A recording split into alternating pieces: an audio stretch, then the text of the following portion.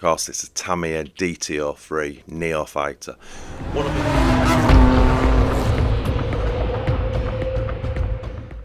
Hey guys, welcome back to Tamiya Legends, and as always, thank you so much for clicking on today's video. It's massively appreciated. So it's a build day. We all love a build day, and of course it's a Tamiya DTO3 Neofighter.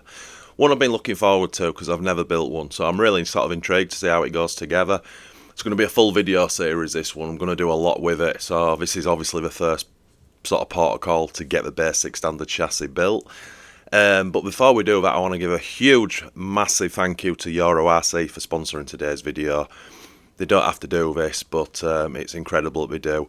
I'll put a link to their YouTube channel, Instagram page, Facebook group or Facebook page, and website link all in the video's description. And don't forget to use our Tamiya Legends 5% promo discount code if you order from them. It's worth saving 5% on your order. So yeah, just a big thank you to Euro RC for this. Right, let's crack the box open, get the parts out and start building. Okay, we've got everything out. This should be a relatively quick build, I would imagine. Obviously it's only two-wheel drive. Yeah, really curious about putting this together. Look at that chassis, that's crazy.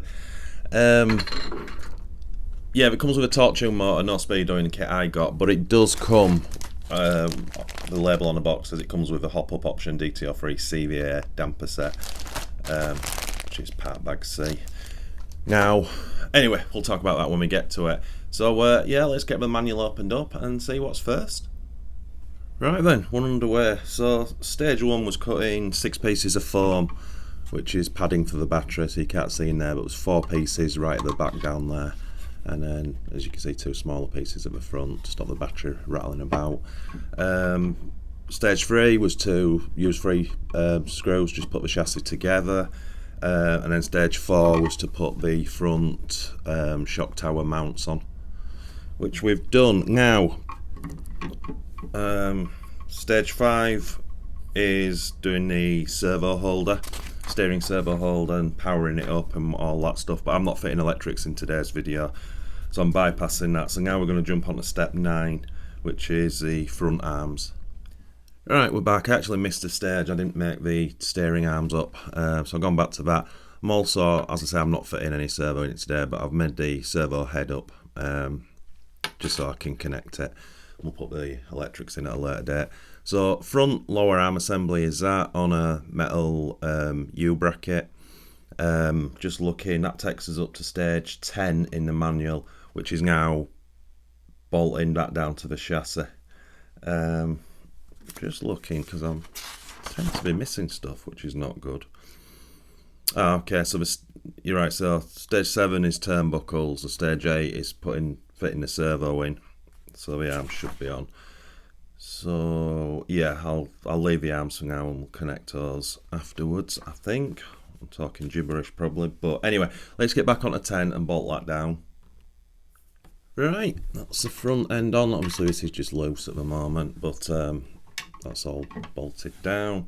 So that's stage 10. Now moving on to stage 11, which is to fit the top front arms, and they just bolt through to here, I think. Yeah. In fact, I'll do 12 as well, which is the front axles, and then we'll attach those as well, and that's up to stage 13. Okay, that's basically the front end done. That's up to stage 13. So obviously everything's connected, top arms now, and the axles, steering rods. You get the idea? I'm enjoying this. It's very plasticky, as I think we know, but it's quite cool to build, I must admit. Anyway, jumping on to stage 14 now, which is the diff, and it's a gear diff as well, which is cool. So I'll dig those parts out and we'll get that made. So I'll just give you a quick close-up of the diff. As I say, all metal gears inside the diff, which is cool, and I do enjoy a gear diff. Right, let's get that greased up. Right, so that's the gearbox. So first upgrade of this build is swapping the bearings out and fitting swapping the bushes out and fitting bearings. So there's 2 bearings in this gear, one in the outdrive cup and then same in the opposite one, and then there's also 2 bearings that go in the spur gear. Diff's greased up, ready to sit in, so that takes us up to stage 16, which is to put the diff in there and bolt both gearbox cases together. Yeah, let's do that. Right, so I was going to fit the motor, but I actually don't know what I'm going to be running in this yet, so I'm just going to leave the motor out, which is no biggie at all. So that's the gearbox bolted together, very basic, and then on the other side the spur gears going with this post and greased up. So the last stage of this is, because we're not fitting a motor, we've done all that, no pinion needed, is to jump to 19, which is to fit the actual gearbox cover, which, let's see if I can do this around the camera. Yeah, goes like that with 3 screws. So I'll bolt that up and then we'll move on to the next bit, which looks like attaching the lower arms to the box. Right, back end taking shape. So that's the top rear arms on now. There's also the drive inner cups are in. So it was the first time I could actually sort of feel the diff and the gearbox, and although it's quite difficult in this stage, it feels relatively smooth. So now moving on to stage 10, I need to dig some more bearings out. So it's well, yeah, it's finishing this off. So the drive shaft, plastic dog bones are going to go in, hubs, and that's pretty much it, and just grease it up. So yeah, let's get that done. Right, that's the back end gearbox finished. Plastic dog bones are in. Put this unit on here. Your switch goes up here, but again we're not doing that today, but you get the idea of it. Bearing in the inner cup, but obviously not on the outer cup just yet. But it's the first time I get to feel the gearbox. Sorry for it jumping around, but that feels really, really good actually. Yeah, really good. And then the diff itself, yeah, I like that. That's cool. So that is up to stage 23. So looking at stage 24, I've just got to get 2 little spacers out and then bolt the gearbox to the chassis. And there, my friends, we have basically the car. So gearbox bolts down, 4 bolts underneath, but there's a big bit here, a big bit of chunk of plastic on the gearbox that locates deep into the chassis. It's my first impressions as I'm building it.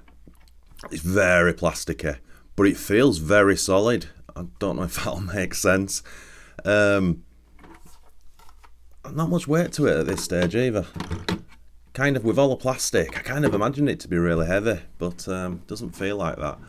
It's a very strange looking chassis.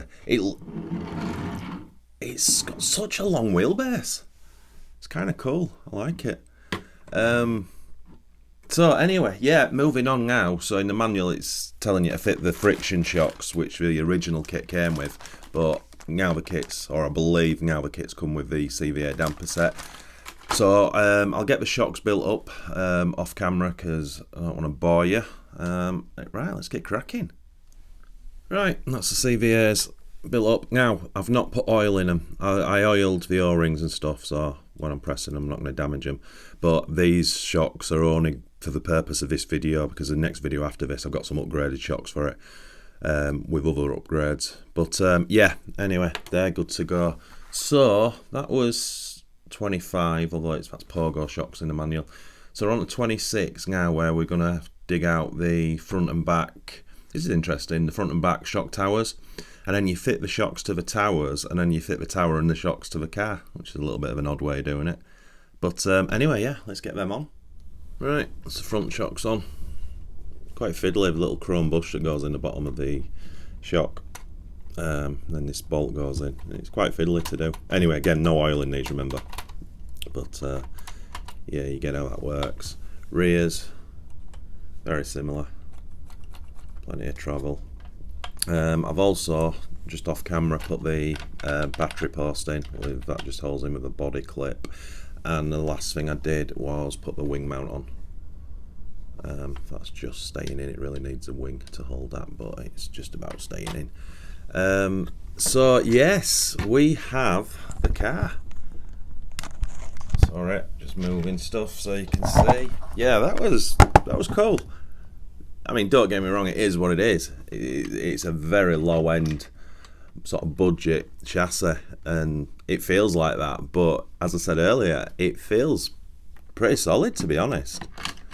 So yeah, what I need to do now, dig the wheels and tyres out, get the tyres on the wheels and the wheels on the car, to dig the hexes out, and some more bearings for the fronts and a pair of bearings for the rear.